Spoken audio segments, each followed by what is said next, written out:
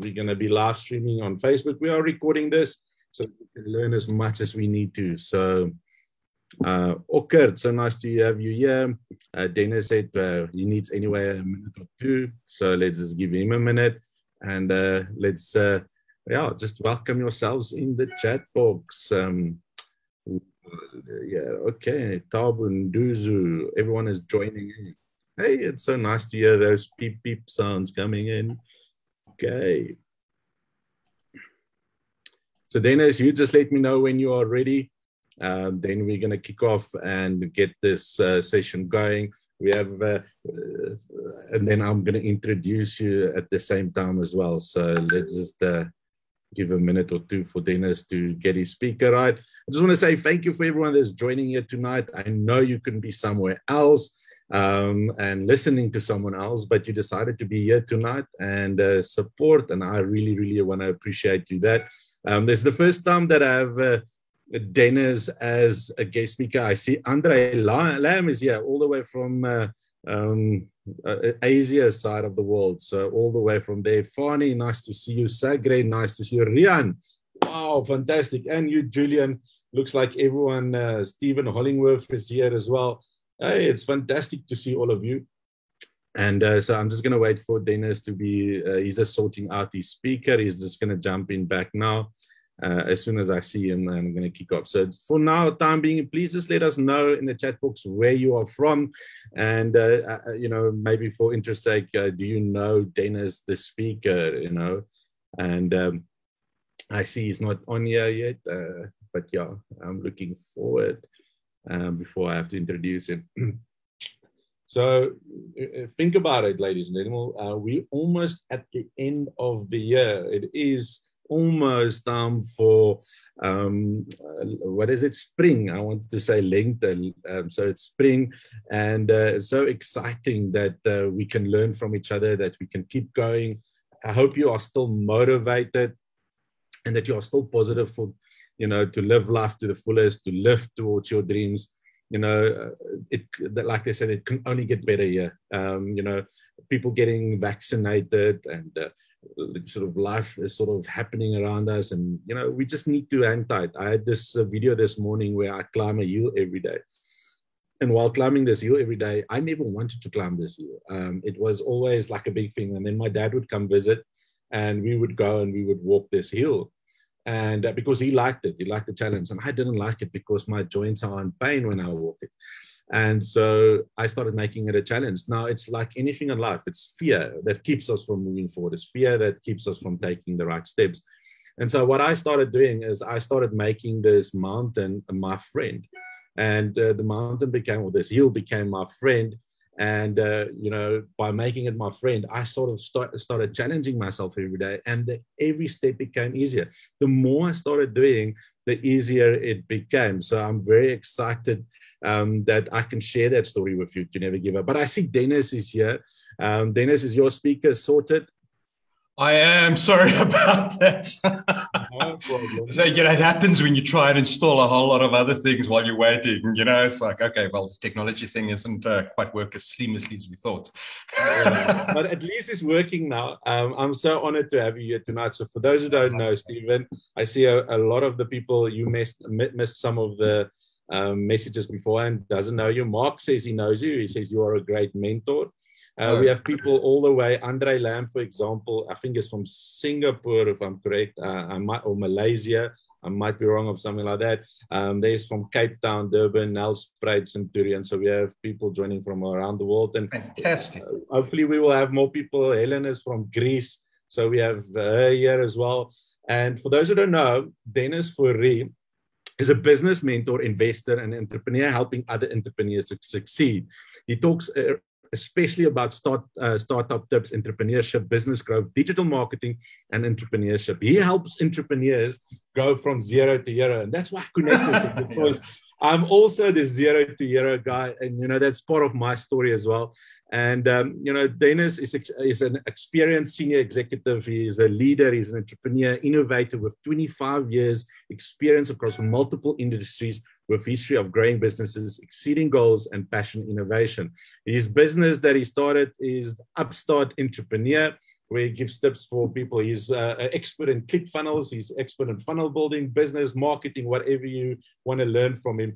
Now, I had the luck in 2014. Now, Dennis is quite skilled at what he does. And can you believe it's 2014, Dennis? Yes, but that's like, it's been a few years, eh? 7 years later.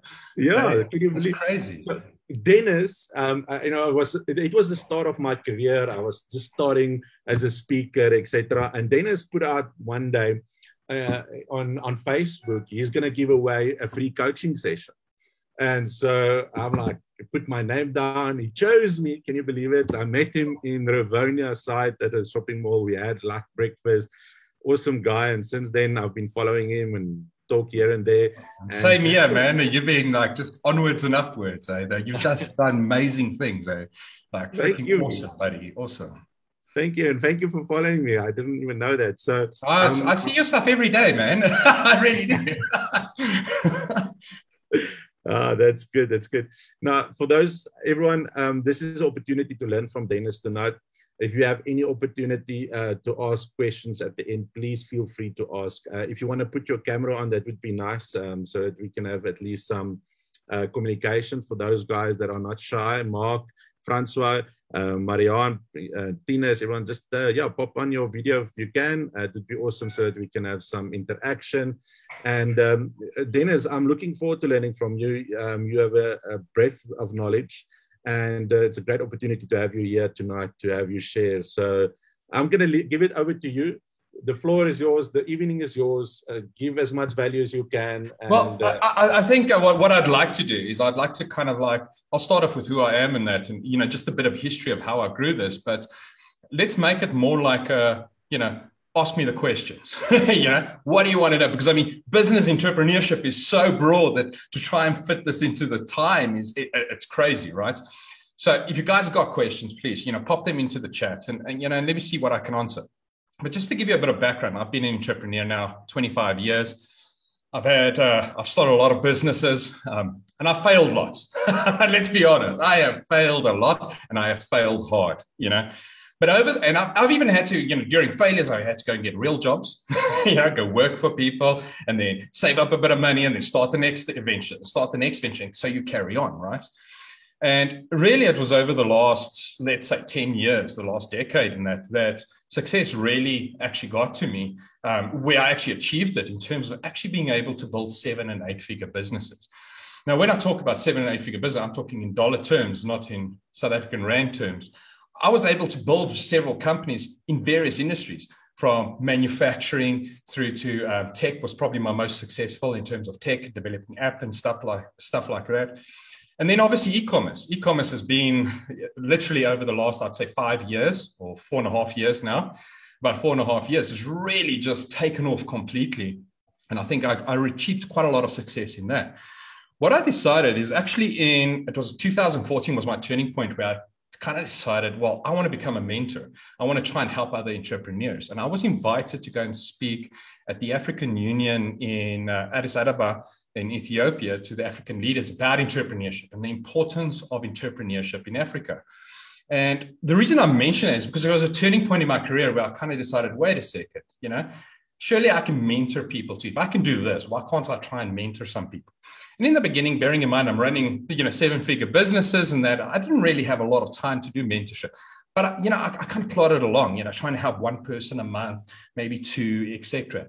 And when I sold my last e-commerce business last year, I decided to focus fully on mentorship, etc. And I went and created some courses. My speciality is obviously on marketing. I'm very, very strong in marketing. So I decided, well, wait a second, let me go. And my first course that I created was, creating business plans, validating your business idea and what you needed to actually start a business. And needless to say, it kind of flopped. I think I had, like 3 or 4 signups over a 3-month period. It was absolutely ridiculous.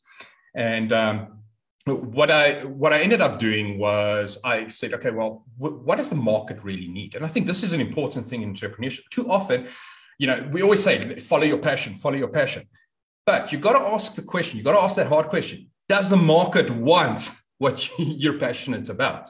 Are they willing to actually pay you for that? I mean, I could be passionate about sailing, but that doesn't mean that there's a lot of people out there that are going to pay me to, teach them to sail, or scuba dive or whatever the case is. So I decided, well, let me focus on marketing. Marketing seems to be the way things are going. We're getting more and more, and bearing in mind that we're talking, 2 years ago, things were really like ramping up in terms of digital marketing. I was at that time probably spending about $45,000, $50,000 a month on just my Facebook and Instagram advertising. I thought, well, let me create a course. And the first thing I went and did, and another lesson for entrepreneurs, is go and research your competitors. I literally went out and I must have bought probably 12 or 13 different courses from different people that offered Facebook advertising and Instagram advertising, just to see how they actually pitch their stuff. It wasn't that I needed to learn anything. I already knew how to do it, but I wanted to see what is it that they're focusing on, the successful people that people want. And I think this is an important lesson in terms of entrepreneurship when you're running your business, is don't be scared to haul out your credit card and go and buy your competitor's product or your competitor's service, and see what they offer, see what their customer services are, see what the value is that they actually add, and model them. I'm not saying copy a competitor, never copy anyone, but model their successes. So you might look at let's say it was a service or a product. You're looking at their product. Well, how could you provide that better? And I'm not talking about cheaper. I'm just talking about better. People aren't really too concerned with price when it comes to, let's say, for instance, e-commerce. Let's talk products. They're not really too concerned with price in terms of that. What they care about is the quality.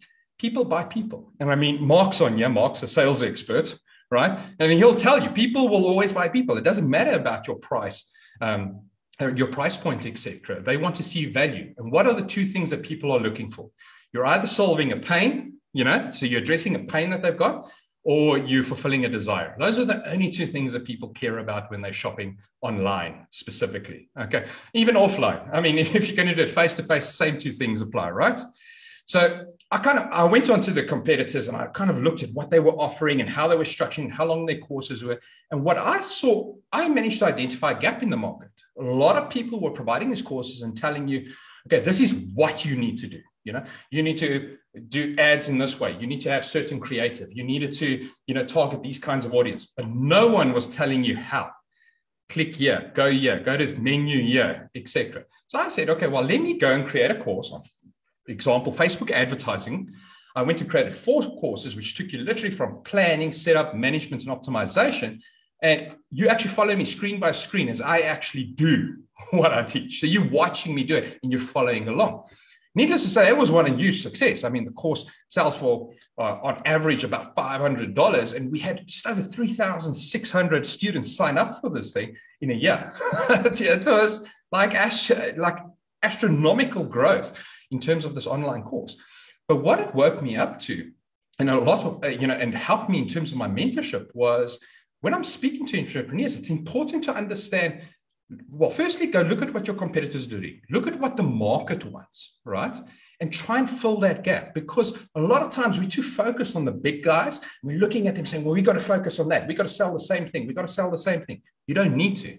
Look for that gap. What's that gap between what the consumer really wants? What's the pain they're trying to address? What's the desire they're trying to achieve?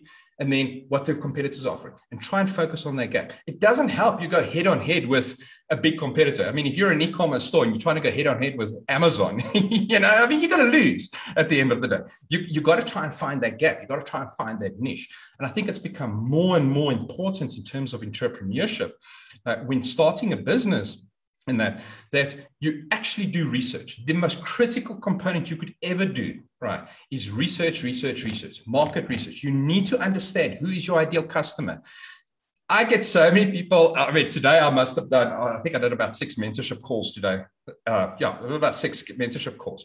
And my first question I always ask is, okay, so what does your market research show? Who are you targeting? Who is your ideal customer? Have you drawn out your ideal customer avatar?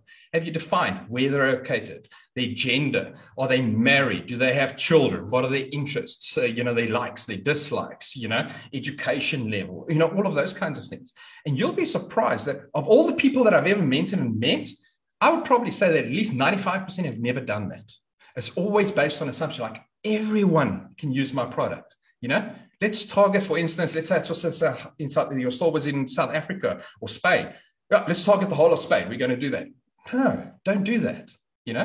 That's not your entire target market. Your target market might only be 300,000 or 500,000 people out of 50 million, So try and define your market and focus on that, and then expand. So as you're growing and as you start getting in those sales, because remember, when you're very defined, your sales will come quick. And as you're getting revenue in, then slowly expand that. Often the methodology that a lot of people teach is like start broad and narrow down. I teach the opposite. Start narrow and broaden out, because you have a lot more success and you have a lot quicker success. And especially if you're a small business and you don't have a lot of cash flow, you want to start small, because you don't want to go be spending, for instance, on Facebook ads, targeting 2 million people and 2 million people clicking, or viewing your ad and you're paying for it, when only 10,000 are actually going to purchase from you. You want to focus and hone in on that 10,000.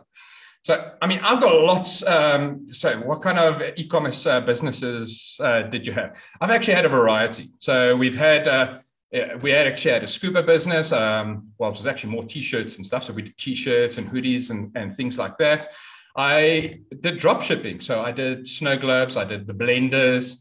And that's one thing about drop shipping, just to throw in a side note, is drop shipping is not a sustainable business in terms of longevity. When you go into drop shipping, what you want to do is you want to focus on a product that the market wants right now. And you're generally going to run that business for about 6 months, right? Maybe a bit longer in unique situations. But for instance, when I did the moon lamps, moon lamps.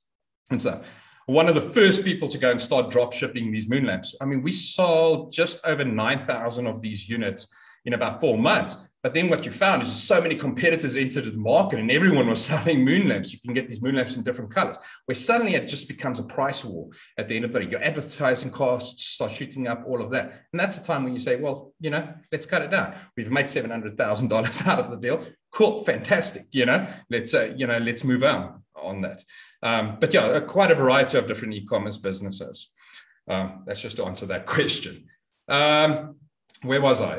Okay, marketing and that. So I think marketing is the key for entrepreneurs these days. More and more we're looking at it. Everything's gone online. And the way that we market has become extremely important. And I think that too many people are doing it incorrectly. What we're doing is we're creating an ad. For instance, if we're doing paid advertising as an example, we're creating an ad with our product and we're pitching it out there. Yes, you get some success. But what you need to realize is the people that want to buy now within the next 7 or 30 days, they're a small little segment, of the larger market that might be interested in your product. What you need to focus on is creating awareness. You need to create awareness of your product, So for instance, if we had to say, shampoos, let's say shampoos and conditioners, you were selling shampoos and conditioners, right? Is you want to kind of focus on before and after photos. You want to focus on people actually using these products, buying these products, unboxing products, create that kind of awareness, and then follow those up with actual product pictures. Because remember, what's the marketing journey, right?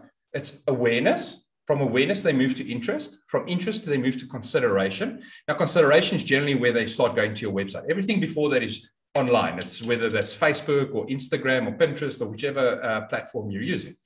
So once we got them to consideration, that's where the website takes over and focuses on conversion. We get them to client. From client, they move to loyalty, right? Where then how they become a loyal client, they're buying every month or every second month, depending on the life cycle of your product, etc. And then we get them to advocate. Advocate is where they're providing you the references. They're recommending other people to buy your products, etc.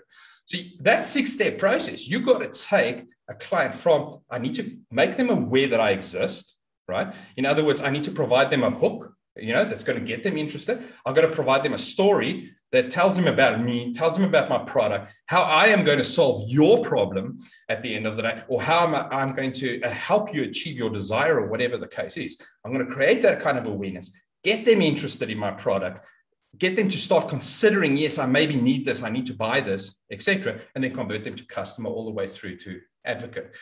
Too often, we only focused on the conversion aspect. We only want to take someone, we assume everyone's in consideration phase, and we want to immediately convert them. And that is the reason that so many people's Facebook ads and Instagram ads and TikTok ads and all of these other ads and that don't really work, and they're not getting the return on investment they need. You need to warm up your audience, right? Now, I don't know, maybe in the comments, throw down some comments in terms of what kind of industry you're in, and what kind of products and services you're selling, because that also gives me a bit of an indication. Are you more of you service-based, or are you product-based? Is it e-commerce? Is it brick and mortar? So maybe just drop it in the comments, and we can maybe focus a bit more on that as well. But yeah, so marketing is key. And the way the marketing's changed is everything's online. I mean, if you consider something like Facebook, you've got just over 8 million businesses advertising on Facebook. Their reach is phenomenal, right? There is no other, if you took all the other social media platforms together and you combine them, they do not have the reach of Facebook and Instagram. Okay. So what better place to get hold of someone? And think about it. When you're selling a product, would you want to sell them on, so if you were selling a product in person, would you rather sell the person a product while you're sitting at a braai having a casual chat and saying, oh, man, but you got to try this out. This is like a really cool shampoo, or this is, I offer this mentorship service, or I've got this, I've got this great trip or whatever. I'm a travel agent and I can book you a trip to Bali or whatever the case is. Would you sell it better in a social environment, such as maybe having a braai barbecue and that, or having a formal meeting, getting your tie on and going to go sit in a boardroom? Right? You're obviously going to have more success in a social environment. And that's where Facebook and Instagram and those kinds of these kinds of platforms offer you the ideal opportunity to subtly go and sell your product, create that awareness. Say, guys, this is what we do. I mean, how about a trip to Bali? For instance, if you were in, let's say, you are hospitality. So I'm assuming that maybe travel or something like that. But you got a trip, let's say, to Bali.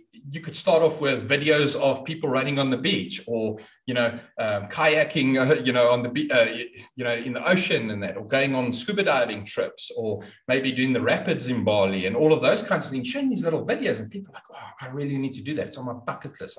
I really, really want to do it. Now you start going into interest. Now they're interested. Now you've got to get them through from interest through to consideration. You say, okay, well, now, you can get this really cheap. We're going to be offering specials soon, or it could be something like, Bali's the ideal place to go, references. You start following up those ads with actual objection eliminating statements that you put into your ads, and put those in. And once they've got that, what you're doing is then you're pitching them the product. Here's a package for 2 ads, whatever amount, $2,000 a person, or whatever the case is, and you start pitching them. Okay, I need to consider this. I need to go through. Now, another thing that is really important that you understand is that there's a life cycle to marketing, to your customer, right? In terms of the sales life cycle. You've got to consider that if you're someone that's selling, for instance, let's see what we got, education, right? Someone's education versus someone that's going to sell a coffee. You're going to sell a coffee, you're going to sell it straight away, right? You're not going to get the person built up all the way through to, okay, well, are you really interested in my coffee? What you're going to do is you're going to build that interest. Guys, my daughter needs education. She needs a tutor or whatever the case is. She's struggling with maths, all of that. I might take 2 months to make a decision on what kind of tutor or what kind of school to send her to, or even university, etc. There's a longer sales cycle for something like that versus a coffee shop. So you got to kind of look at your industry and say, what is the general sales cycle? Because you need to take that into account whenever you're running ads, whether it is organic or paid ads at the end of the day.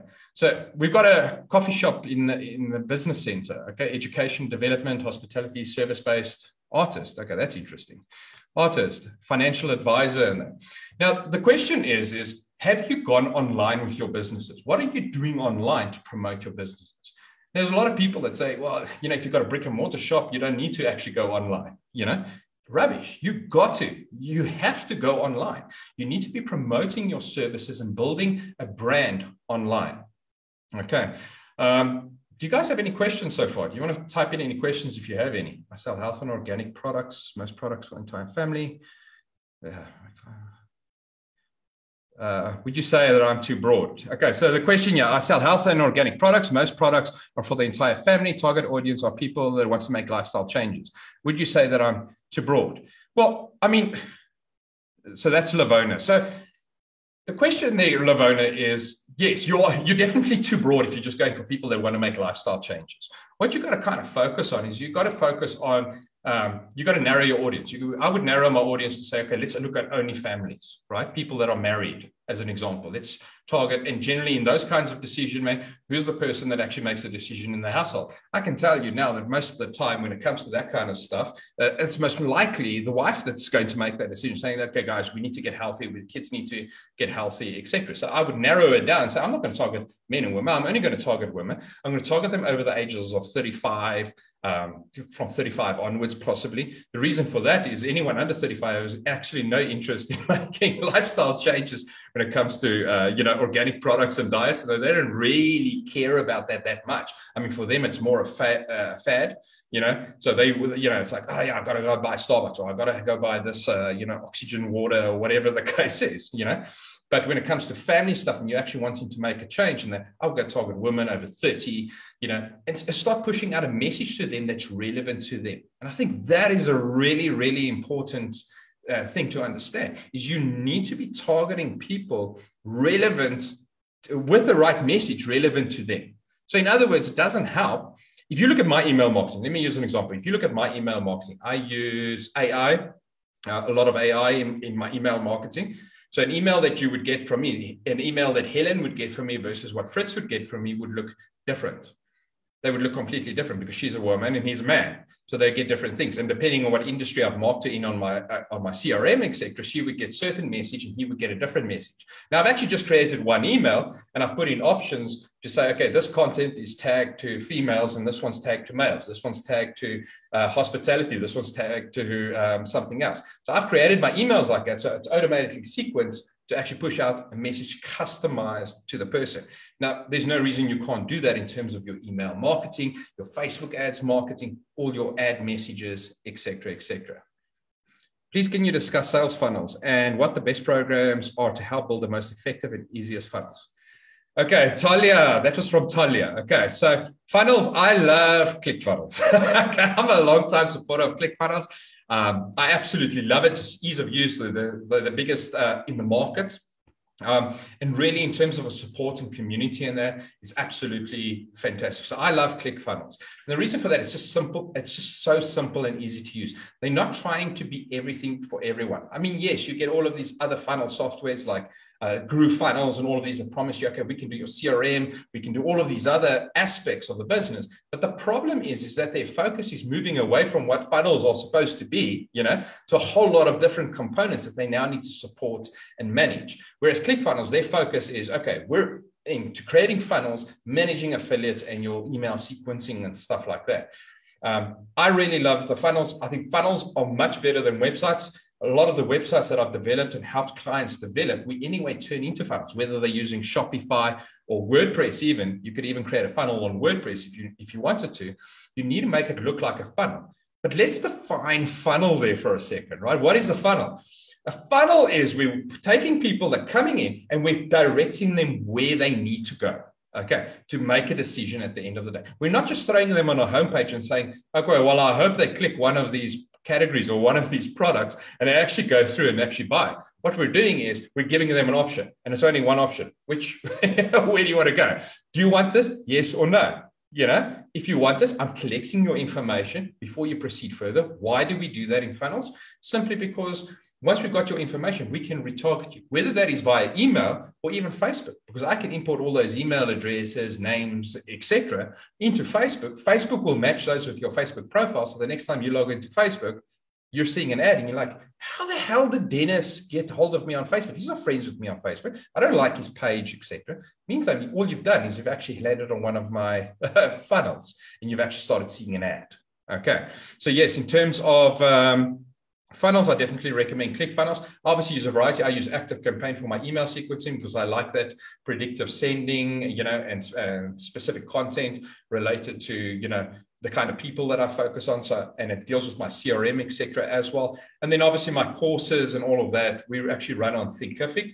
I know I can run it. I used to run it in ClickFunnels and recently moved it out of ClickFunnels into Thinkific, simply because I wanted the option to provide certification and stuff, automatic certificates, etc. It becomes really hard when you've got 3,600 people and for me to go and sit there and create a certificate for each one, type in a name and all that. Trust me, when you start building up a bigger audience, it becomes really, really hard to manage. So automation is key in that. Niche audience. ClickFunnels versus Carta. Kartra. Yeah, I've only tried Kartra once. Okay, I must be honest. I've tried it for about a week on a trial and I didn't enjoy it. Okay, that's just a personal preference. It offered a lot of options. A lot of people do rave about it, but I'm a loyal ClickFunnels supporter. I think just from a support perspective and what they offer is just so powerful at the end of the day that I'll definitely choose ClickFunnels over Kartra. Helen asked about niche audience. What are you asking about niche audience, Helen? Oh, okay. Will a landing page do the same as ClickFunnels? Yes, I mean, remember, ClickFunnels creates a landing page. Then what it does is that you've got a landing page with certain information. What's the information on it? A landing page is all about providing a hook and a story, right? So the first thing you see is, what's the hook? Remember, whenever someone lands on a landing page, you've got 3 seconds to convince them why they shouldn't bounce. Okay, you've only got 3 seconds. So, for instance, are you struggling with Facebook ads, or do you need let's think of something. Do you want to improve your sales? Do you want to become a top-notch salesperson? Do you want to sell ice to an Eskimo? Whatever. You're going to create this kind of hook that's going to draw people. So, yes, I want to be able to sell ice to an Eskimo, right? Let me look at the next thing. And generally, most funnels, you generally have a video. The reason we use video more than text, and you can run A/B tests, in other words, split tests across it. I've done them on both, text versus video. Video generally wins 80% plus of the time. Okay. The reason is in a 2-minute video, I can convey more information and actually speak to you as an individual, and convince you to actually click the link to go to the next step, as opposed to providing a whole lot of text and hoping, like me, you're not ADHD and simply, browsing past everything at the end of the day, right? So, yes, I mean, you can create a landing page even in WordPress. The key, though, is where are you leading them after that? Because remember, a funnel is exactly that. It's a funnel, right? We need to take them somewhere. Where are we taking them? If you're providing too many options on your landing page, in other words, there's 5 or 6 or even 10 different clicks that they can go through and route out, that's too many options. You need to narrow that down, 1 or 2 options if you're going for a funnel or lead generation. It depends what you're using it for. Lead generation, are you trying to sell something, or is it an e-commerce store? I mean, there's different strategies for each one of them. I actually, in my course, in my Blueprint, Facebook Ads Blueprint course, I actually go and draw out the models for different funnels, e-commerce stores, drop shipping, service-based businesses, brick and mortar stores. I actually draw out the entire process in terms of how they should be structured in terms of views, etc., where ads should plug in, where email sequences should plug in. So I actually show you that entire model, and I kind of give it to you and say, these model, I think I do about 24 different models that you get about 24 models and saying, yeah, these are all the models that are proven to work and generate, those 6-7 figure kind of businesses at the end of the day. And that Kobus uses Kartra. There you go. Kobus can probably answer it better than I can, because like I said, I only used it for a trial. No, I actually not use. I think he got me wrong. So my friend PG uses Kartra. I sort of use Kajabi. So I'm at the moment using Kajabi, but I'm looking at transitioning to ClickFunnels as well. So I'm busy playing around with ClickFunnels. Kajabi is quite powerful. I mean, a lot of people rave about it. Personally, I had started with ClickFunnels before, Kajabi really became a big thing, right? So, I've been with ClickFunnels almost since the beginning, So it was so hard for me when I looked at it and said, do I go and change out? No, I'm not going to. I'm not going to redo all of this work, all these funnels that I've built, etc., and try and recreate them. So, there's also that part of it. Wherever you go, remember, it's a lot of work. It's a lot of work to get it set up. Once it's set up and you've got it automated, it works like a dream. But it's that initial setup and the layout and the models that you use. You need to get that right. And that's key to the success if you're focused on, funnels or even your website, etc. No. I'm saying that you need a target niche to target niche audiences. Yes, definitely. You definitely need to go for those niche audiences initially and then broaden out from there. You don't want to go too broad in the beginning. I know when it comes to Facebook, it depends also on Facebook advertising. Sometimes you might want to create one audience that is really, really broad that you might want to test, and you might want to do like let's say a lead magnet, right?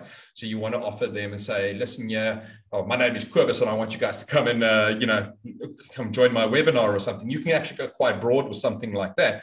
The reason for that is because you're really creating a traffic or an engagement kind of campaign around that, which is really, really cheap. You don't want to go broad when you start focusing on conversion campaigns, because conversion campaigns, the costs are so much more than your traffic, your engagement, your branding, and video views and all of those things. That, you try and keep your conversions campaigns really niche. If you need to drive more traffic and stuff, use the traffic campaigns, use the engagement campaigns. You can even use the awareness campaigns, and the video views work really, really well as well. So, posting a video onto, onto your Facebook page or your Instagram, and then promoting that video and pushing that out there, it's really powerful.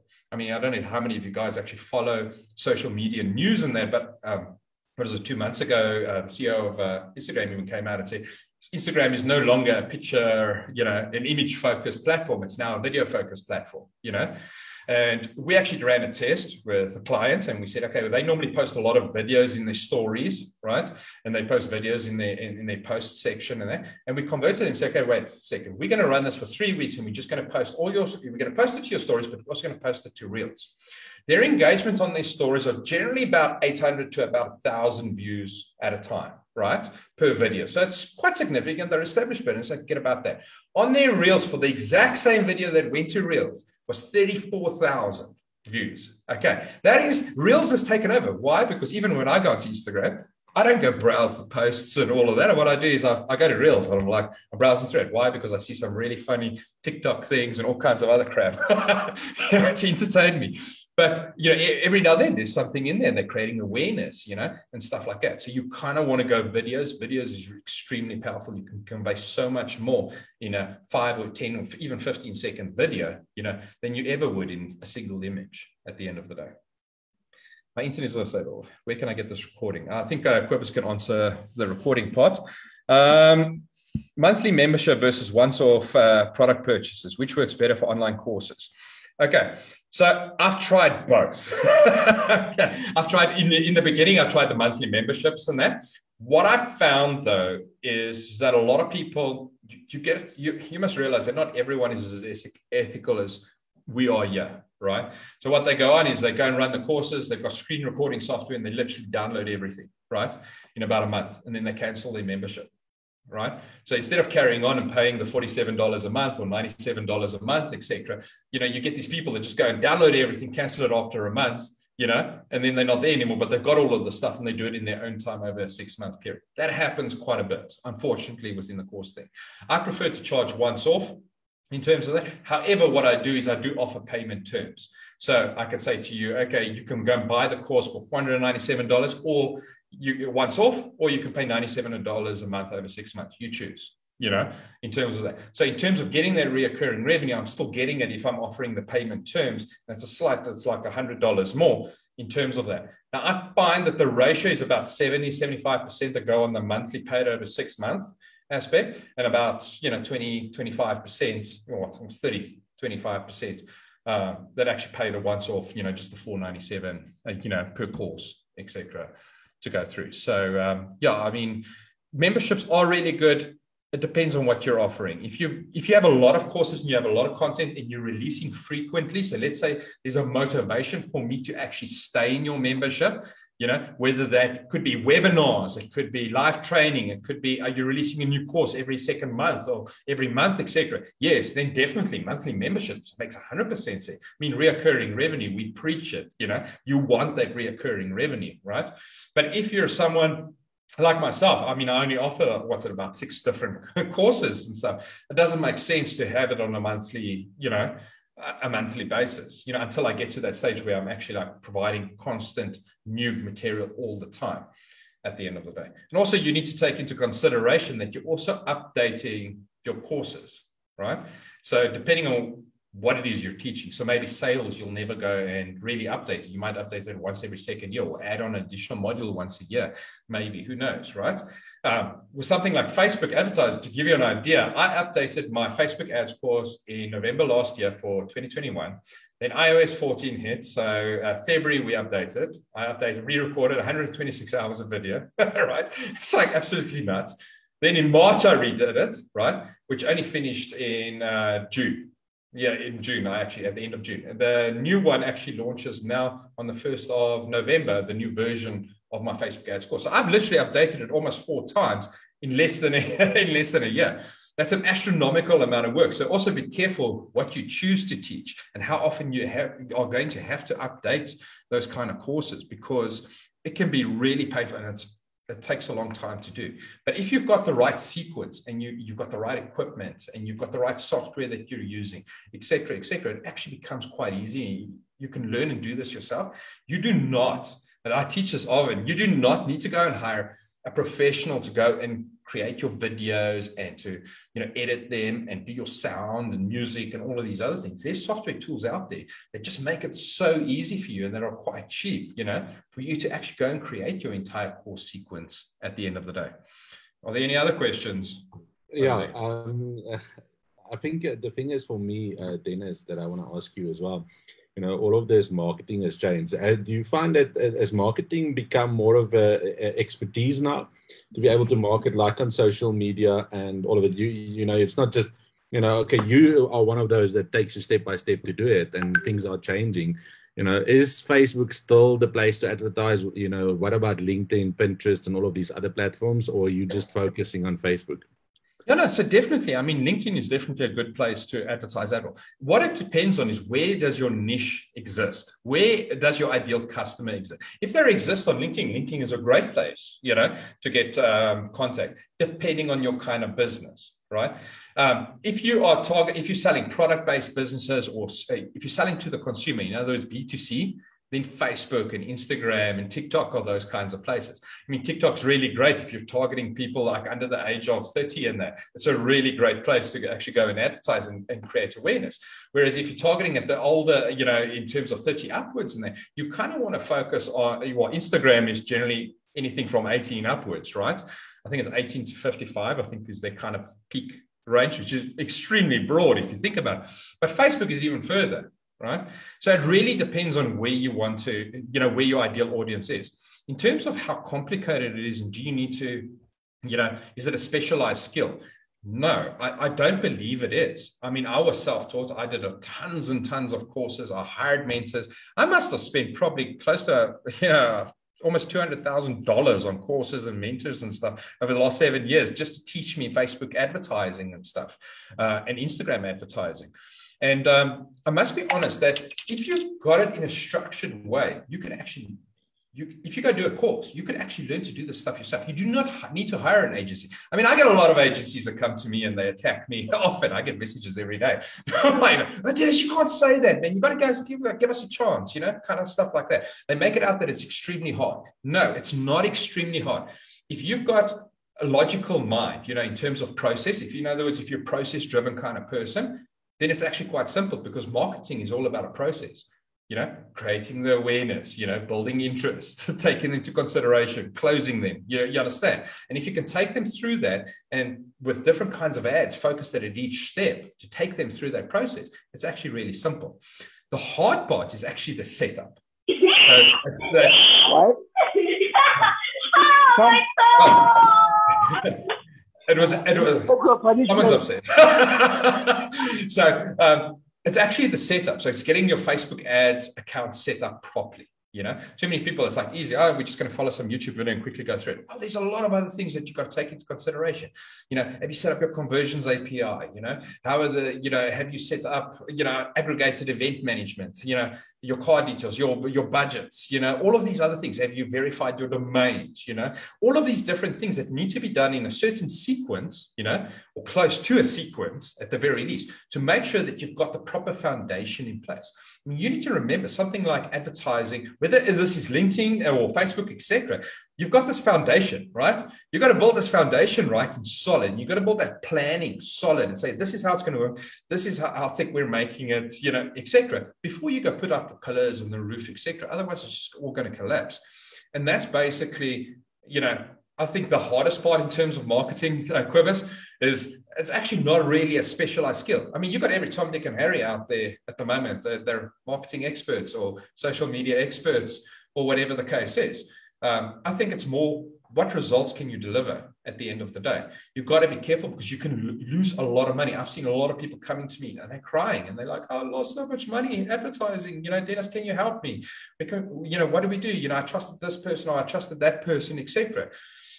My best advice to you is go and do a course and pull out of that course what makes sense to you. If you don't agree with something and you don't trust it in your gut, I always say your gut is where your heart and your mind agree. All right. So if you don't trust your gut, if it doesn't feel right in your gut, don't do it. Just go through. But no, I don't think, Cobus, I don't think it's a specialized skill at all. I think it is something that every person can do. And that's what I teach. I mean, I teach it to entrepreneurs. I teach it to people, that are starting their own businesses that can't afford to pay 10, 15,000 rands or $2,000, a month to a digital marketing agency at the end of the day. I'm not saying that there aren't any good digital marketing agencies, guys. I mean, there are, and I've used a few of them. I really have, okay? But I also know what they cost. I know what the good guys cost, I mean, I spent on my own marketing with my e-commerce stores, my agent fee, but before I even spent on terms of my actual ad budget was $4,500 to $5,000 a month. Okay, so that was just their admin fee. That was before I've even spent anything else.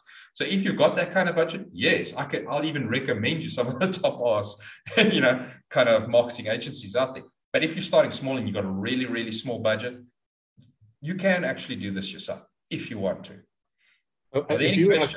If you have to say, what is a small budget, for business owners? I know of a few of the business owners on this group call tonight.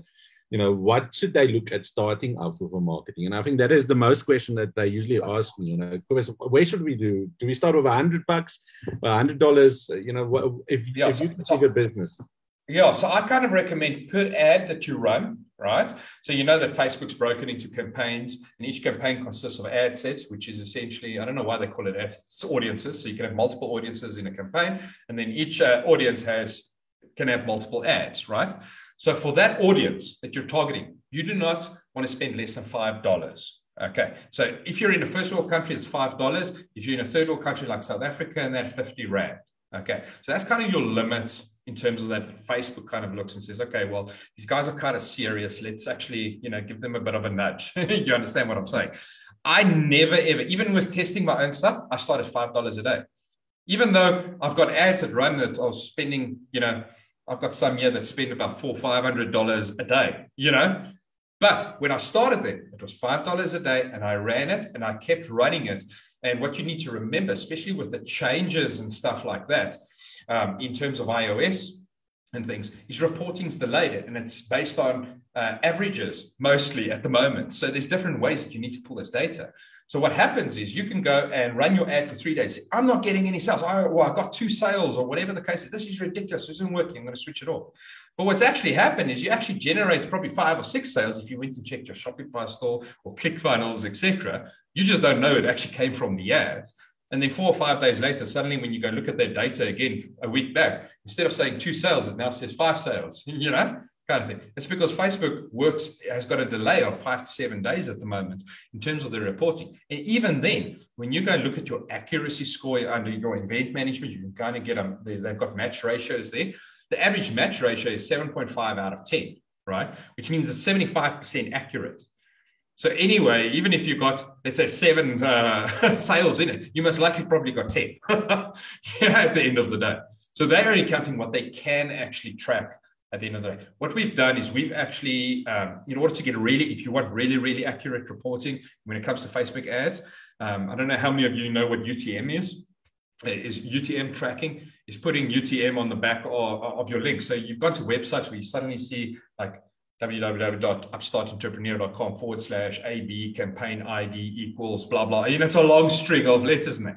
That's a UTM code. Okay. It's used to track where you came from and where you're going to, right? So actually putting UTM codes in your actual ads allows you to track it in software like, for instance, software like this. And I can actually show you. Can I share my screen by any chance? I think you can. Just double check. You are so. Okay. So let's take one of my things at the moment. So while you're looking, if anyone wants to have their mic unmuted and you want to rather ask a question instead of typing, just pop in the chat box and we will unmute you. You know, sometimes it's easier to voice your question and then to type it. So okay, yeah, 100%. Yeah, 100%. So let me show you. This is one for my one course. This is my funnel, right? So what actually happens is the data is actually pulled through live in this funnel, right? So this is my funnel. I designed it. This is all linked to actual pages. It says I get cold audience campaigns from Facebook. I get social media things. I get stuff I email, chat, etc. How many people I'm getting. I've switched off the live now just to show you. But this is the average. It's now broken it down to averages that I'm getting. So I'm getting about 1,000 people a day landing on my page from Facebook on this specific course page. And my conversion rate is about 60%, right? So what's great is for planning, especially if you're creating funnels or even websites, etc., is you can actually plan at the end of the day how this actually flows, what happens at each step, and how it actually flows all the way through to consumers so that I can go and look and say, okay, today I generated $9,781, you know, from this funnel, right?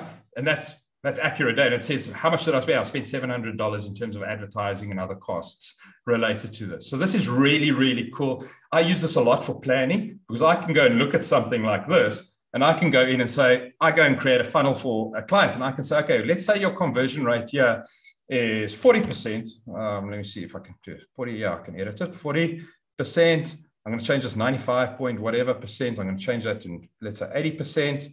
And I can go and change variances over here. I can also say, like, instead of getting 1,000 people in, I'm getting, 500 people in, and I can actually do planning on this to simulate how well my business would actually do. And when I go and look at the stats, it will tell me I would have generated, based on the adjusted, $3,652, from this actual funnel. Now, this is obviously, I use this for websites as well. This isn't just funnel specific, but this actually pulls through live data. So this is actually linked to my Facebook ad account and pulling live data. This is linked to my active campaign. This is linked to my Facebook Messenger. This is linked to my ClickFunnels affiliates, etc. This is linked to, again, active campaign, etc. So all of this data is 100% accurate, and it's pulling in all of that information to actually allow me to track live. And the way that it does that is through those UTM codes that I've got to put in ads or I've got to put in emails. So when you click a link in an email, it's not just go to Upstart Entrepreneur or quippervisser.com. It says quippervisser.com/campaign ID, email, et cetera, et cetera, et cetera. It puts in a whole string of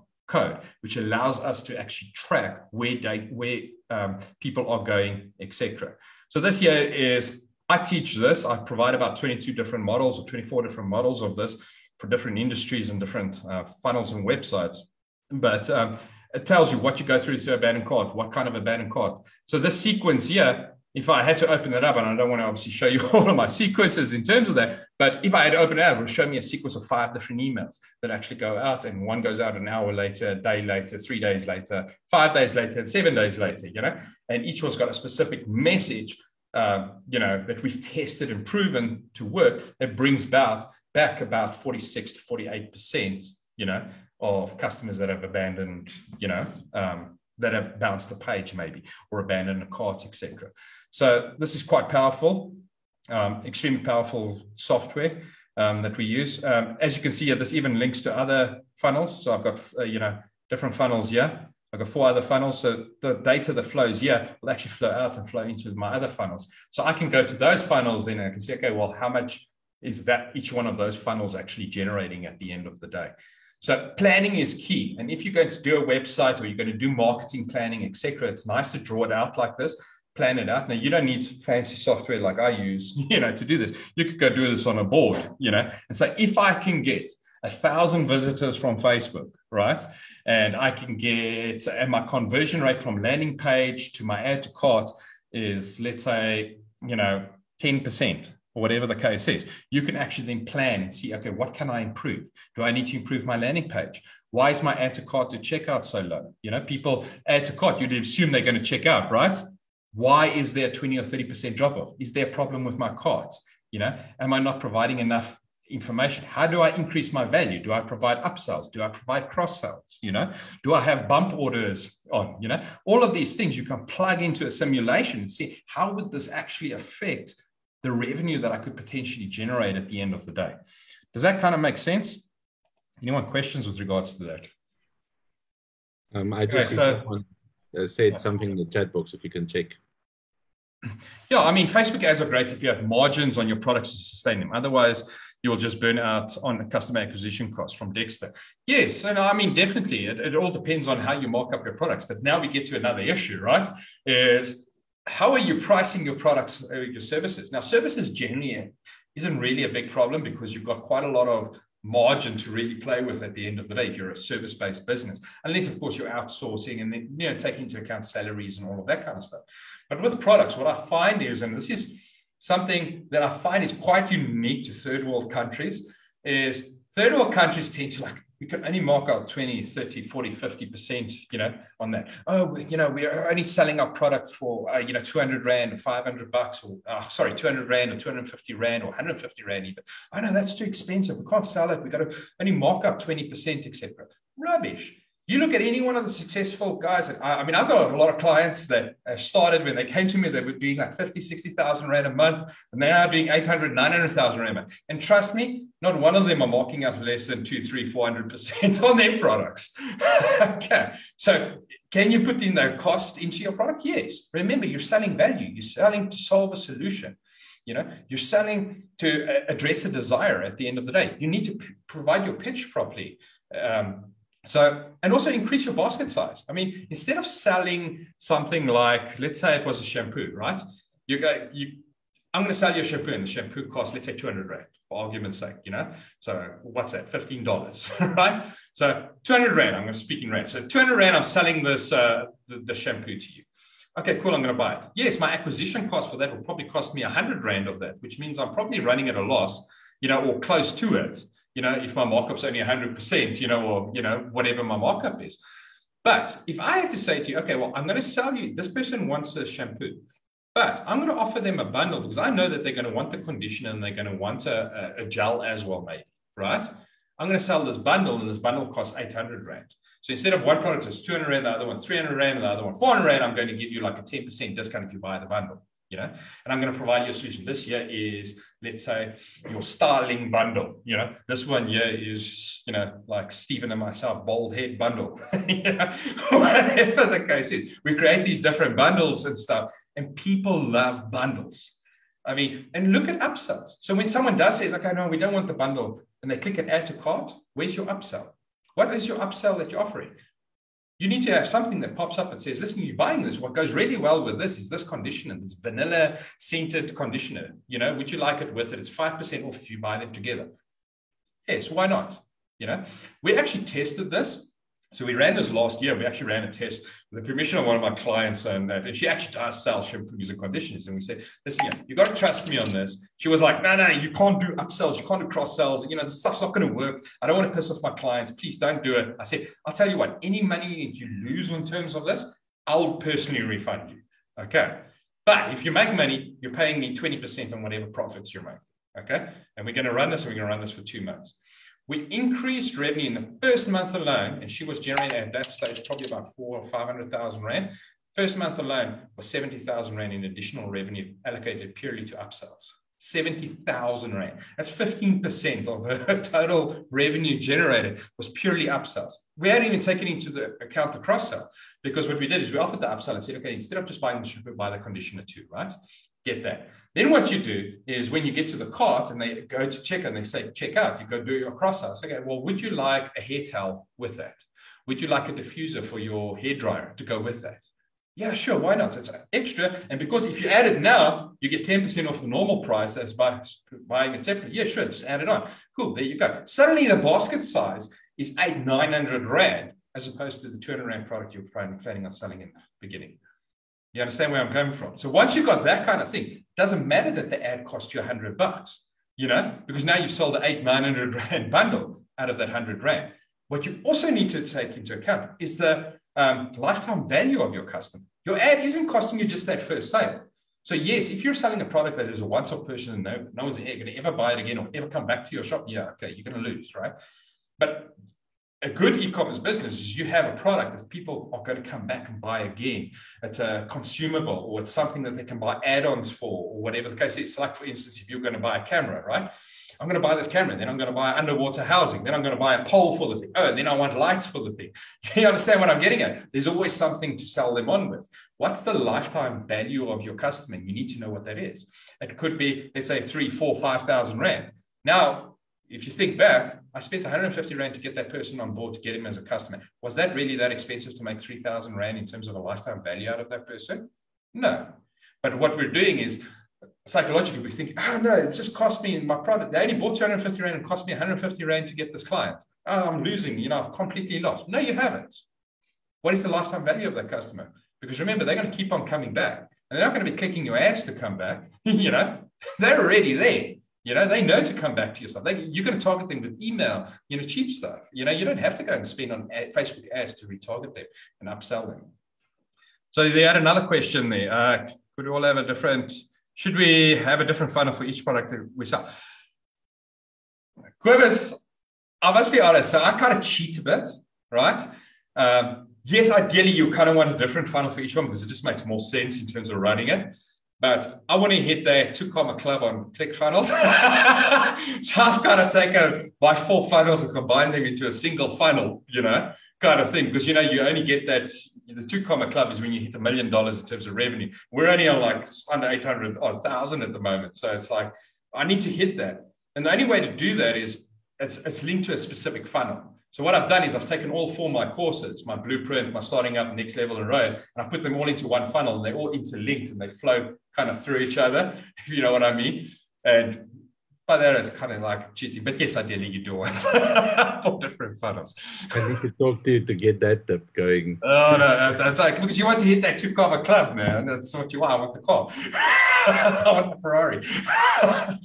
Anyway, so I do drop shipping, women's footwear. What is my ideal markup for this? Well, I mean, you need to look at what is your customer willing to pay. What I actually had a mentorship session today with someone, and she was asking a similar question to this. And I said to her, okay, well, what we got to look at is look at your competitors' products. So let's say you're selling shoes, right? Go look at your competitors. What are they selling and what are the prices they're selling it for? Then compare your product to that. But you shouldn't be judging it. You shouldn't be saying mine's better quality than yours. Go ask someone else, which one do you think is better quality? And ask a whole lot of people. What do you like more about this one than this one? Give me the pros and cons on it. And then rate your scale out of 5, right? So their product might get a 3. Yours might get a 5 rating based on these few customers that you've gone and actually asked the stuff. Based on that, remember, if you're selling it for a higher price than your competitor, but you're a 5-star rating and they're only a 3-star rating, then it doesn't matter because they're getting more quality for it. The key, though, is in terms of your marketing message and the way you convey that message to the client to convince them to say, listen, yeah, this is actually better quality. This is like really top notch, and this is why you should be buying this. Remember, it's all sales pitch at the end of the day. You need to sell them the value that they will receive out of getting this. I often buy online, and I must say that I often spend more with certain suppliers. And I see stuff on websites. I'm like, oh, I can actually get this quite cheap here. But let me go to this website. There. Why do I go to them? Because they got freaking cool customer service. They got really cool graphics. They got nice images. Their message is clear. I can see when I land on a product page, I immediately see, okay, shipping is 2 to 3 days. I don't have to go through checkout to see what my shipping times are or what my the surprise shipping cost at the end of the day is. I immediately know, okay, this is costing me, $800 or whatever the case is. Okay, shipping's $50, but it's all showing on the product page. Immediately, because they've got that and they've got all these sizing charts and everything's right there, I can immediately make that decision to say, yeah, I'll buy from them, even though I know it's costing me $100 more, but they're providing me so much more information to answer my questions than the other one that I'm scared that I'm getting a Chinese brand, on the one side, and I'm getting a local brand on the other side. Too many times I've purchased online only to find out after I've paid. It's like, I get this notification, your delivery is in about 4 weeks. Man, I am the single most impatient person. I'll pay extra to get a next day delivery. I'm not scared to do that. So waiting 4 weeks for something is ridiculous. So do you do a course to put us in the proper track for online marketing, Fritz? Yes, I mean, I've got the Facebook ads. I've got my Facebook ads courses. I've got Facebook ads blueprint, which is all about planning.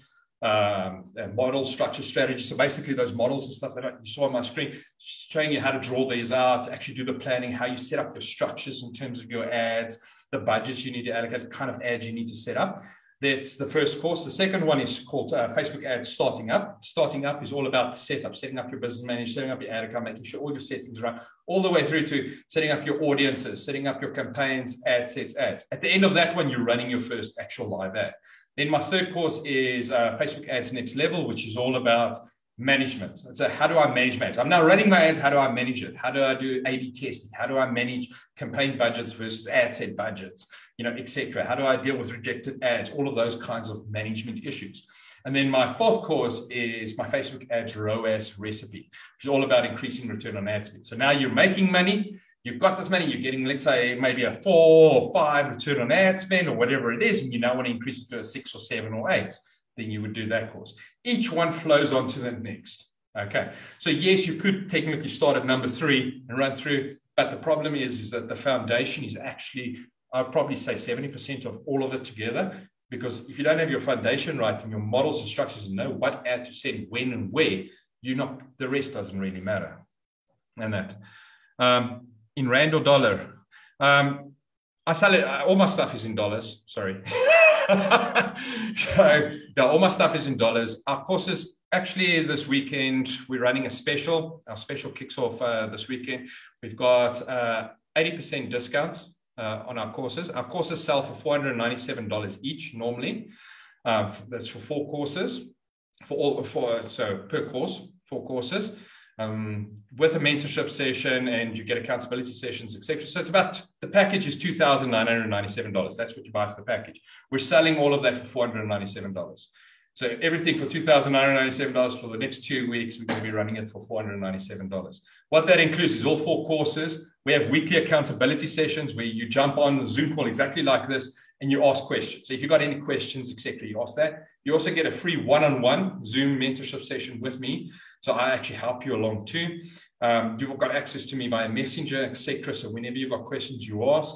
And then we've also got a Review My Ads bonus that I've thrown into the package, which is basically once you've set up your ad, you can ask me, Dennis, review my ads, and I will personally log into your account. If you give me access, and that's why it's optional, I would log in and I'll go say, are all your settings right? Let's look at your ads. Let's look at your creative. Let's look at your copy.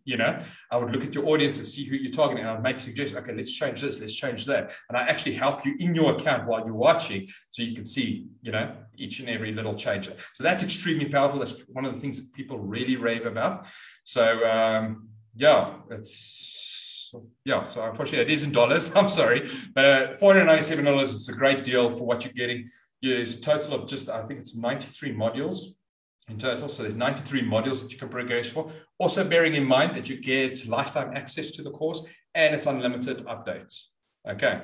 So whenever I update it, like I said, I've updated 3 times. You don't pay again. It's literally, you get those. What happens is when you go into your course area, you'll see a little icon next to the module that says, this module has been updated. It's got an updated icon. So updates, okay, well, rewatch that and learn the new things, etc. And then obviously there's bonus little videos and tips and tricks that I publish every now and then to say, okay, guys, oh, by the way, I've just tested this. This is my view on, like A/B testing, etc., or, reporting or whatever the case is.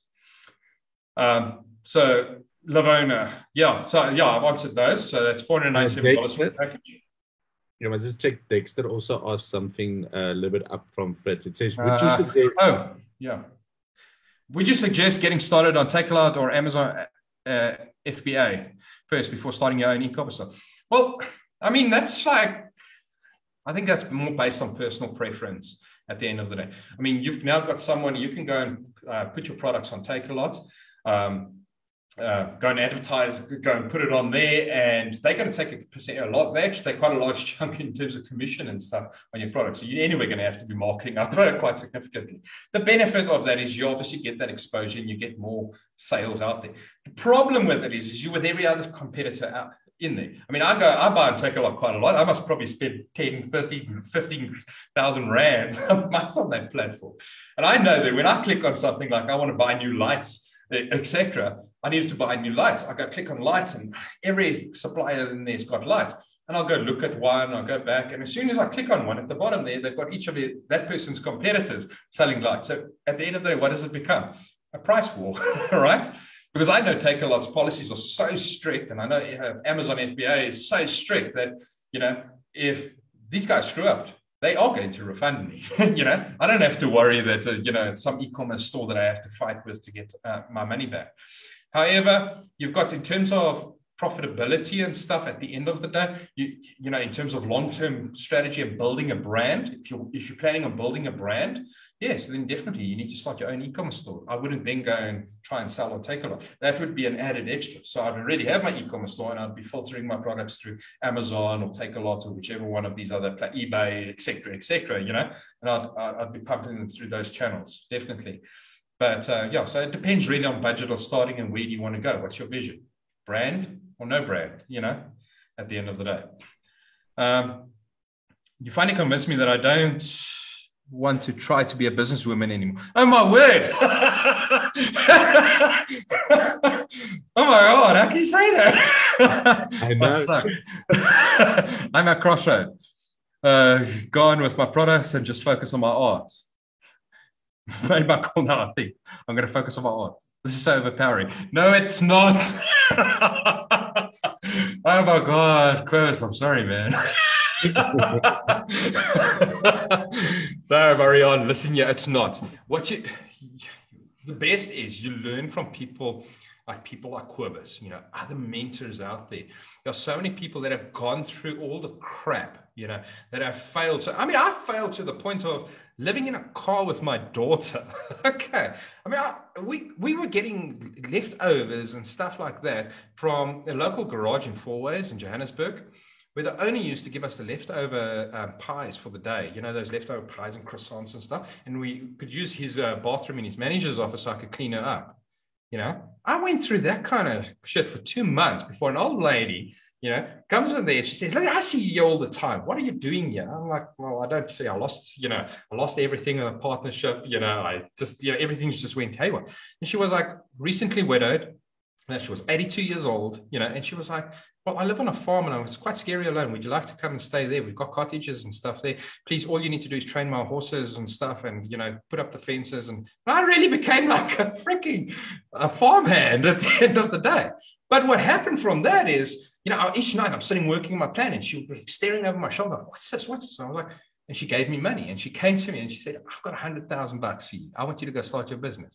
Well, that business ended up being worth just under $5 million at the end of the day, from 100,000 Rand to 5 million. I went back to her and I gave her 15 million bucks. You know what she did? 2 days later, she transferred the money back. She refused to take it. Now, it makes me kind of emotional, but there are people out there that are willing to help you, willing to guide you. People that have been through this shit. Cobus has been through it. I know he has. He's been through the ups and downs. I've been through it. There are so many people out there that are willing and able to actually help you. And with the right mentorship and guidance, you can be successful. Don't try and do it alone. There are people that can hold your hand and make you successful a lot faster. Powerful. Questions? Powerful. Is there anyone that would love to unmute themselves or ask a question? And just to tell you that in a sense, what I've been following on Dennis, Dennis, even his daughter is in business. It's amazing to see what he's done. That mermaid thing that he had at one point. And that was nuts. She sold so many of them and then she got lazy. Like any teenager would, I suppose, But she sold so many. My daughter... So what I did is actually it was 5 or 6 years ago at Cobus, I ran that Upstart for Kids program where I took 10 kids and they between the ages of 12 and 16, and I trained them for 7 months. Every Saturday, they were with me from 9 in the morning till 3 in the afternoon, every Saturday for 7 months, right? And what I took them through is business plan, coming up with a concept, creating their graphics, their products, sourcing their products, all of this stuff. From t-shirt manufacturing to baking stuff, all kinds of different things. They even went through the process of having to source investment. So I had a whole lot of my mates and we would all sit there and they would need to pitch us like, almost like a Dragon's Den kind of thing. And they need to pitch us. And each one of us would give them a certain amount of money, right? And each child at the end of the day basically got about $15,000 to start off and kickstart their business at the end of the day. And it was amazing to see the results of that. I mean, my daughter that year, there was the one kid that made just over $70,000. She was 12 years old, just made over 70,000 that first year. My daughter made it just over 60,000, and it's amazing to see these kids just progress like that. And I mean, she's taken So Dennis is talking about getting people who are willing to help you start and grow your business. What would you suggest is a better way to source investment, going to a bank or getting an investor on board? Well, I mean, first off, getting investors is never easy, right? I mean, you need a track record to get investors on board. So, I mean, your first stop for investment is always family and friends, right? You're going to go to family and friends, and if they're willing to invest, whether it's $10,000 or $5,000 or $50,000 is irrelevant. You need to start there, because any angel investors that you go to at the end of the day, which are private investors, people like myself, and I think Quibus does that as well, is we're going to ask, well, where have you asked for investment before? Where did you get your initial investment from? I mean, if your family and your friends aren't willing to invest in you, why should I? At the end of the day. That's the one question I ask. The next question I'd ask is, what are your financials? Because having an idea is a dime a dozen. Can you execute your idea is the important thing, and what do you really need? Now, a lot of investors, and this is why I always say for startups, try and stay away from investors, because what's going to happen is they're going to come to you and they're going to say to you, okay, I'm going to give you $100,000, right? I'm going to give you $100,000 for, let's say, 30% share of your business. Now, that investor knows, any savvy investor knows that 100,000 is not enough. You're going to need a lot more than that later on, right? So what's going to happen is I'm going to give you $100,000, it's 30%. And I know that a year down the line, you're going to come to me and ask me for another $300,000 or $500,000. At that point, I'm going to say, okay, well, I want another 20% or 30% of your business. So now I own 60% of your business. I now have controlling interest in your business. And you're no longer, I can, get rid of you if I needed to, as a CEO kind of thing. So you've got to be really, really careful with that kind of investment. So when you go and ask for investment, make sure that you've done your planning for the next 3 years, that you're asking for enough money to sustain you for that runway for the next at least 3 years, that you're not coming back 3 or 4 months down the line asking for more investment. And in exchange for that, you're going to end up, giving away too much of your business. What you also want to do is you want to kind of stay away from loans. Right? Because loans, the interest on loans are just ridiculous. That's like literally going to break you. Find people that are willing to invest in you and ask them for something, but don't be unrealistic. I need $1 million to start my business. Why? Why do you need $1 million? If you can't make a success with 10,000 Rand and show me some kind of improvement, I'm not going to give you 50,000 Rand. If you can't do it with 50, I'm not going to give you 100. You understand where I'm going? Coming to me straight away with $1 million. It's like, why? Show me what you can do with 10,000 first, and then I'll give you more. You understand what I'm getting at? So yeah, I would kind of look at it from that perspective. I think it was Talia, right? Talia. You can do this yourself. There are a lot of people out there that will invest 10,000 Rand. What you need to work on is, why should they invest? Who are you? Why should I invest in you? Because remember, at the end of the day, I'm investing in you. I'm not investing in a product or a service really at the end of the day. I need to trust that you, as the CEO of that business, is going to drive it forward. I need to believe that you can actually take that business and grow it. Because you could have the best product in the world, but if you have a really, really bad manager or CEO in that product's not going anywhere. So there's a combination that a person needs to look at. Can I make ponytails and pretend I'm a child and join the kids? No. But it's a nice try, though. Right? I'll just, put it on that list. So beware. Okay. What? I see Helen wants to be unmuted. Helen, I'm going to ask you to unmute there. Hello, Dennis. Thank you for a very, very a wonderful presentation. I missed a little bit of it because I got an emergency call, but I'd like to just ask you something, please, if I may. Your story, by the way, that you shared with us is so encouraging, because there are a lot of people struggling today, and it's just so wonderful to see how you went from zero to hero, and yet you've shown that it's possible, and that when there's a way, God gives you provision for that. So well done for never giving up, and yeah, it's awesome. Just a quick one. When somebody's starting out and they find that they're in an industry that's very competitive, How do you think, what do you recommend is a good way to position yourself to gain credibility? Because there's so much out there, and there's thousands of people in the same industry, say, and here comes a person, you want to sell your product, service, or offering to the world, say, to that niche audience that I said, and you're not well known. So great to get the databases going, whatever, through your different options. But how do you recommend, and what platform is a good one to use so that you can actually expand your visibility? Because to gain that position of mastery, to get the trust from the people, because they buy from people that they trust, right? Correct. Yeah. So why should they come to you versus the opposition? What's your differentiating factor? But if nobody knows you, how do you build your brand? So, I mean, simple. I would use social media. So places like Facebook and Instagram are fantastic for brand building. Like, for instance, look at these webinars that Cobus is doing, right? This is building his brand. This is putting him out there and saying, listen, I'm Cobus, look at what I'm doing, kind of thing. So when you have those kind of, and it could be a little video that you do, let's say it's a product that you're selling. I'm doing a video of me unboxing this, and I'm doing it with my phone. I'm not using a professional shot. Why? Because now suddenly it's more relatable. Have you noticed that a lot of the ads these days and a lot of the things that you see is done with the phone, right? And it's not any professional thing. Why? Because it's been proven now that actually videoing yourself on the phone, having a conversation or answering a question and stuff is a lot more effective than a professional video. People and engage. It's relatable. Yeah, it's relatable. So immediately it now becomes more relatable. So what you want to do is you want to create this. So whether it's a product, you want to unbox a product. Oh, guys, check how cool this is. I'm going to try it. Let's say it's maybe new shoes. Put the shoes on, So take your daughter standing there, filming you, doing your poses in the shoes. Oh, God, this is so cool. Or running with it, stuff like that. Suddenly that builds credibility, because people are seeing this. They're seeing you, they're seeing you in this, they're seeing your little logo appearing everywhere, kind of thing. It's coming from your page or your Instagram or whatever the case is. And you slowly build those kind of thing. If it's service-based stuff like, if you go to my page and I don't have a lot of engagement on my page or on my Facebook group, and I'll pop that in the comments too, but I don't have I've got like 1,000, 200,000, 300 people on my group and that. But you know what the weird part is with that? Just about 700 of those are actual clients. So, do I have the right target audience in place?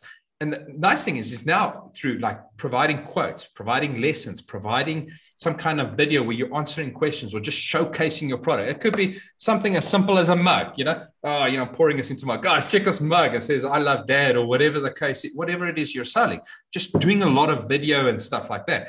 That kind of stuff creates engagement. Now, I say video because video creates a lot more engagement. Stuff like what Cobus is doing now creates a lot more engagement than imagine you just put up an image. You understand what I'm saying? It's like it wouldn't have the same effect. Can I just add something, Helen? Sorry. I just wanted to jump in there. It's an example. One of my friends, he wants to be a football player. So what we did is to build credibility, is because there's so many competitions, is he started doing a podcast and interviewing. He reached out to past soccer players. And so started interviewing them, and suddenly now they're introducing him to agents and possibility to clubs where previously he didn't have that access. But just now, because starting something and building that credibility, if he reaches out to someone now and says, like, I did a podcast of Mark Fish, suddenly that it puts him in a different league. So exactly. I mean, that's a perfect example. It's just building your brand, building you, because remember, your business might change. Right? You might move from, what kind of business are you in, Helen? And I'm just speaking generally because I've been in various industries, by the way. And but yeah, so your industries will change. Your products will change. Your service offering might change. Absolutely. But what's constant is you. So if you're branding you with this, that's how I build. Why do you think TikTok, these people that make the TikTok videos are so successful? They're branding themselves. Whether they're wearing a Nike shoes or they're wearing Reebok shoes is irrelevant. They'll do one day and another the other day, right? They don't care. Why? Because people follow them for them. And that's a lesson we can take from that. Brand yourself as part of it. Dennis, I also think that when I watch certain people, because I've been in media as well before, is that people give up too easily And sometimes what you rightfully said is if you start that, that like even a video with your phone, maybe they don't do enough. So there's a guy that actually did 300 videos and now he is skyrocketing and he's got thousands and thousands of followers, right? Yes. But it took him a long time. And people were saying to him, but are you mad? Nobody's watching you. Nobody's following you. And he just kept going. And it was little 60-second stints. And that's why I think it's encouraging not to give up and just somebody out there is going to want what you have to offer. And that's what you need to remember. Yeah. It's not about, we get too wound up when someone says no, or they reject us, or they leave a shitty comment or something like that, or on a post or something like that. Excuse me, there's 8 billion people on this planet. Would I really care if one person doesn't like me? That leaves me 7,999,000,000 and however many more, that potentially might be interested in something I have to say or might agree with me. Remember, I can't service 1 million people. I'm in mentorship. I'm kind of limited from a time perspective and stuff like that. So I don't need 1 million. I just need a few thousand or whatever it is over such a period. That's what I need to achieve my goals. That's all I need. I don't need 7 billion people. So stop wondering, or getting held up by the opinions of others. It doesn't matter. Just keep persisting, keep going. I mean, social media, especially when it comes to branding, you're going to post, and you're going to get 1 like, 2 likes, no comments, something. And then suddenly you just go, it starts doing that, and it starts going. And social media and marketing in general, right, is a marathon. It's not a sprint. Okay. There is no fast way to doing it. Unless if you're going to go and buy yourself likes and all of that kind of crap, which is just a total waste of time because you're just messing up your audience, right? It's a marathon. Build it over a period. Have patience. Realize that it will get there if you stay consistent and persistent. Okay. If you do that, you'll be fine. Thank you, Dennis. Did I answer that? Yes. And I think also what's wonderful is what Querbus has also provided here is an amazing community where people can share. So the experts and the people that, like yourself, that, you're expert in different areas and everyone can help one another. And I think this is wonderful. The support structure here, gaining information, gaining the insight, gaining the leadership and direction. Because it's a very daunting world when you're not familiar to it, this technology world, and 100%. Guys like yourself make it more real, easier to approach. Because it's possible. I think the message that Querbus and myself, that we put across to people, it's not hard. You can do this. There's no reason you can't do this. We've done it. We've been through crap. We've managed to do things. There's no reason you can't achieve it. And it's getting your mindset right. And Querbus is like really good with that aspect of the mindset. Me, I'm kind of like a no BS kind of person. So I kind of tell you how you should do it. He'll at least ask you how you feel about it. I won't. So that's where we kind of differ. He's very much mindset and getting you right and walking on fire and all of that kind of stuff. I'm like, bring me the hosepipe. So, But if you don't believe in yourself, Dennis, if you don't believe in yourself and love what you do and seek to create service and value to others, then nobody's going to bother with you either. Exactly. It's very important. It's not about the money. It's if you provide the service, meet the pain, and create the desire. Yeah. Exactly. Then, you're going to respect and the support. Thank you very much, Dennis. Thank you. So nice meeting you. Thank you. Rejection takes you into the right direction. Consistency, persistency is key. Yeah, 100%. Is there a way to reach Facebook audience with organic ads? Oh, definitely. I mean, that again goes to your video posting, your comment, going into comments, etc., like that. What works really well are Facebook groups, going into groups where your ideal audiences hang out, right? Going into those groups and adding value to those groups. So don't go in there and go and advertise a product. Okay, I mean, that's just, they're going to ban you. They're going to kick you out of that group. What you want to go in is someone's asking a question. How do I do X, Y, Z? Or how do I do this? Give them the answer that. And you'll notice you'll get a little badge that says group expert badge, and stuff like that. Why? Because you're constantly commenting and that. And what you find is a lot of people reach out. So with my mentorship, I get probably on average now, probably 20 to 30 messages a day asking me about mentorship, wanting to book mentorship sessions for me. Not one of those are paid. Every single one of those are 100% organic. Why? Because I'm in other groups and I'm adding value. I'm going there and saying, this is how you do it. And I don't hold back. I don't give you like a little taste. I'm like, okay, here it is. There you go. This is the whole procedure. Go do this, and this. And they'll go try it. Oh, this is so awesome. Dennis is amazing. You know, whatever the case. And that's what you want. You want to be people to see you as that kind of expert. And once you got that, I mean, organic marketing is like really, really easy from that perspective. So it's my kind of preferred way. However, targeting, since the majority of my clients, 98% of my clients are US, Canada, and Europe based, well, and obviously in New Zealand and Australia based, I've only got about 1%, or less than 1% of my clients are actually South African based in that. So in those areas, I do use paid advertising to obviously boost it up, because I mean, there it's extremely competitive markets at the end of the day. It's much different than South Africa. So people asking for links to your course special, as well as how they can follow you. Okay, so what I would suggest is I'm going to, with your permission, Cobus, can I post a link to my page and that? Yeah, you're welcome to post your links, and I will just put it to Darren as well to put it out in the email. So the best way to reach me, we're only launching this this weekend, so I'm going to send it to you. If you pop me a message on my Facebook page, right, just drop me a message. I'm going to put this to everyone in the meeting. Drop me a message on my Facebook page and stuff. And give me just your name, your email, etc. I'll put you in the system, and you'll get an email this weekend with a link to the new revised pricing. Otherwise, you're going to see old pricing, and I don't think you want to pay full price.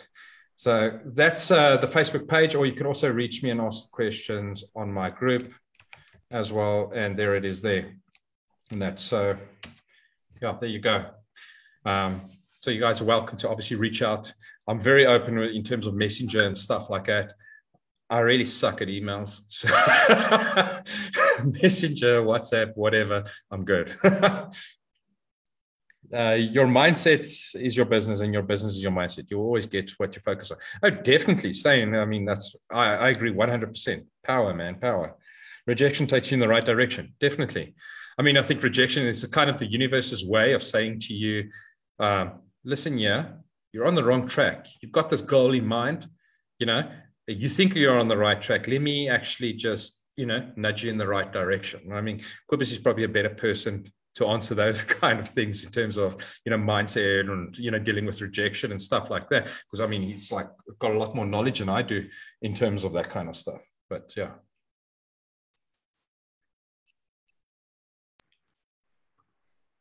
Well, yeah. I mean, it's definitely. Is it a request for more information? If you're talking about rejection from a sales perspective, yeah, no, sure. I mean, that just means that your hook and your story wasn't convincing enough. That means you didn't do your branding. You didn't create the proper awareness to generate enough interest to generate that consideration. Because by the time that they want to buy, you should have already addressed all of the objections, or anyway, in those 3-step sequences before it gets to conversion. You should have already addressed all of those concerns. So you want to kind of, and that's why the sequences of ads and stuff that you put out there is quite important. You want to create interest. You want to spark the interest. You then want to treat the, you know, deal with the rejection, you know, potential rejections or objections that people might have. Oh, these are the benefits of these things. Here's the things you need to know, et cetera, you know. Think of it as selling so we were selling, let's say it's selling a tent, right? You're selling a tent. I'm going to say, go into a store, Safari Outdoors, go look at the, you're going to provide me an ad, right?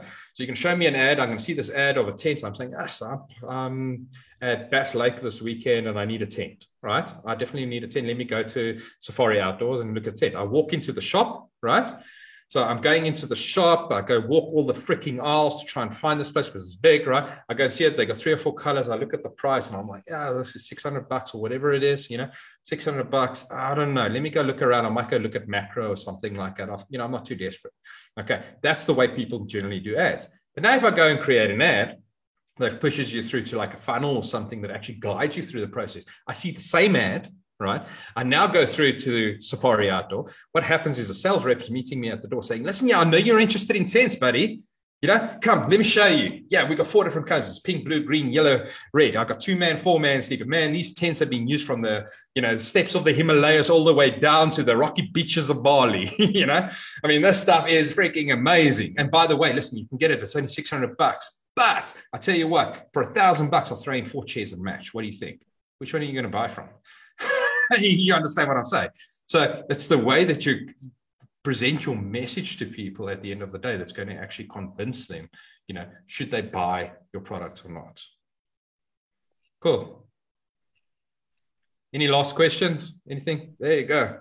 Talia. Nice meeting you, Talia. Kobus. Yeah, it looks like Did I answer all the questions, but I'm not sure if I answered everything.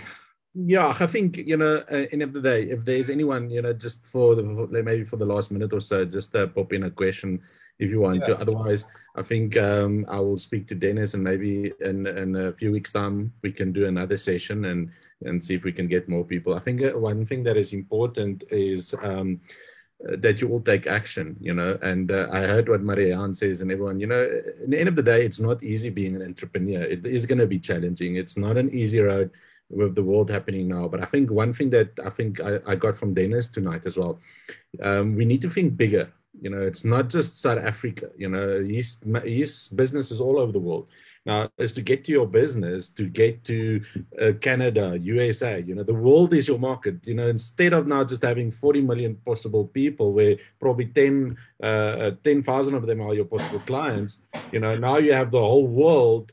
It's 8 billion people. 1 million people can be your clients. So I think, if not more. So I think the most important that I got out of this tonight is that. Secondly, that again made me realize is that we need to upskill ourselves, as an entrepreneur, like you did, Dennis. You went to learn Facebook and you did marketing. I think, apart from sales in any business, is the second thing that is the most is your marketing and branding. That is 100%. Same level as sales. Definitely. I mean, upskilling is key to your success. And don't limit yourself. The only limitation you have is in your mind. Don't go to what the average person would say. Go look at what your peers, people that are doing better than you. See, how are they doing things? Watch them, follow them, speak to them. You'll be surprised how many people will speak to you, speak to, and it will just open your eyes to a whole world of opportunities. Your market does not need to be as small as you're making it right now.